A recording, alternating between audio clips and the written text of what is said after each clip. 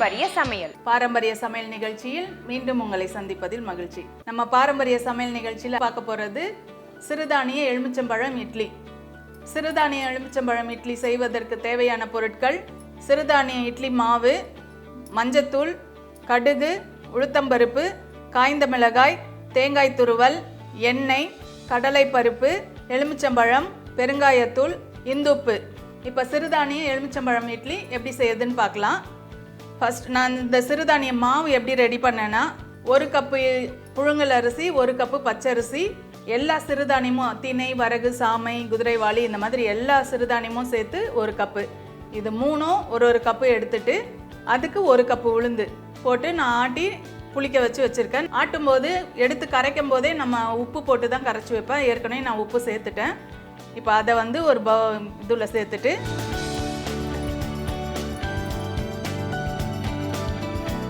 இது கூட கொஞ்சம் மஞ்சத்தூள் சேர்த்துக்கோங்க. சேர்த்துட்டு இதை கரைச்சிக்கணும்.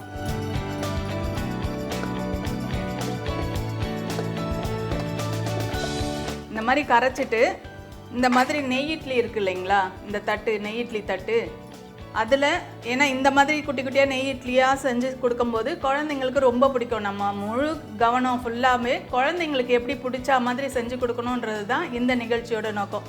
அதனால தான் நம்ம குழந்தைங்களுக்கு பிடிச்சா மாதிரி வித்தியாசமாக செஞ்சு காட்டிட்டு வரோம். அதனால தான் இந்த மாதிரி நெய் இட்லி தட்டில் நான் ஊற்றி வேக வச்சு எடுத்துக்கோங்க. அந்த மாதிரி வேக வச்சு எடுத்து நான் எடுத்து வச்சுருக்கேன். இதுதான் இந்த இட்லி. இப்போ நம்ம எலுமிச்சம்பழம் அந்த தாளிப்பு எப்படின்னு பார்க்கலாம். ஃபஸ்ட்டு அடுப்பை பற்ற வச்சு கடாயை வச்சுக்கோங்க. கடாய் காஞ்சிருச்சு. எண்ணெய் சேர்த்துக்கலாம். நல்லெண்ணெய் சேர்த்துக்கோங்க.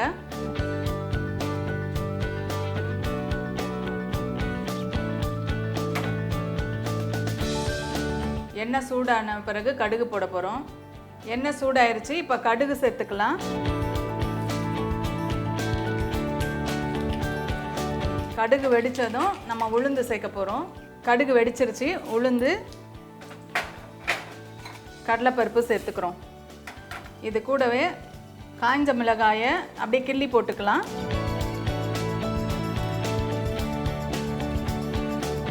இந்த காய்ந்த மிளகாய் தான் காரம். அதுக்கு நம்ம உங்களுக்கு காரம் எவ்வளோ தேவையோ அதை அந்த அளவுக்கு எடுத்து கிள்ளி போட்டுக்கோங்க. இது கூட கருவேப்பிலை கொஞ்சம் போட்டுக்கலாம்.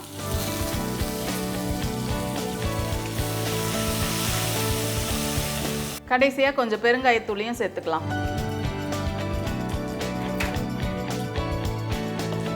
எல்லாத்தையும் போட்டு தாளிச்சிட்டோம். இப்போ ஸ்டவ் ஆஃப் பண்ணிவிட்டு 1 லெமன் எடுத்துக்கோங்க. போதும். 1 லெமனை புழிஞ்சு விட்டுக்கலாம்.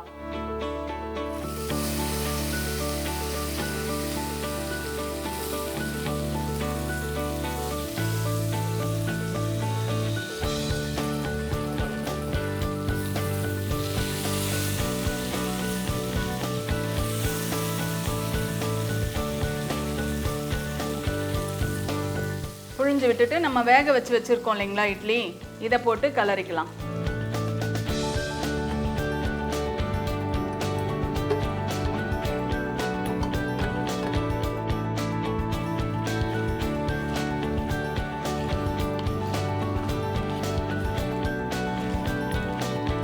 கடைசியாக கொஞ்சம் தேங்காய் துருவல், ஒரு 2 டேபிள் ஸ்பூன் தேங்காய் துருவலை சேர்த்துக்கலாம்.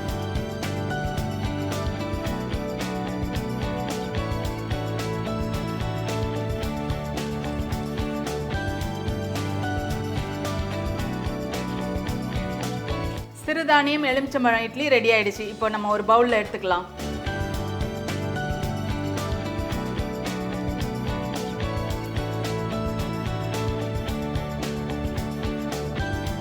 சிறுதானியம் எலுமிச்சம்பழம் இட்லி ரெடி ஆயிடுச்சு. இது ரொம்ப ஈஸியாக பண்ணக்கூடியது தான். ஆனால் குழந்தைங்களுக்கு ரொம்ப பிடிக்கும். இதை கண்டிப்பாக ட்ரை பண்ணுங்கள். நம்ம சிறுதானியத்தில் தான் நம்ம இட்லி செஞ்சுருக்கோம். எல்லா சத்துமே இதில் அடங்கி இருக்குது. சிறுதானியமான திணை, வரகு, சாமை, குதிரைவாளி, இந்த மாதிரி எல்லா சத்துக்களும் இதில் அடங்கியிருக்கு. ரொம்ப ஈஸியாக பண்ணக்கூடியது. கண்டிப்பாக வீட்டில் செஞ்சு பாருங்கள். உங்கள் கருத்துக்களை எங்களுக்கு தெரியப்படுத்துங்க. மீண்டும் வேறு வித்தியாசமான உணவோடு உங்களை சந்திக்கிறேன். அதுவரை உங்களிடமிருந்து விடைபெறுவது உங்கள் சசி செழியன். நன்றி, வணக்கம்.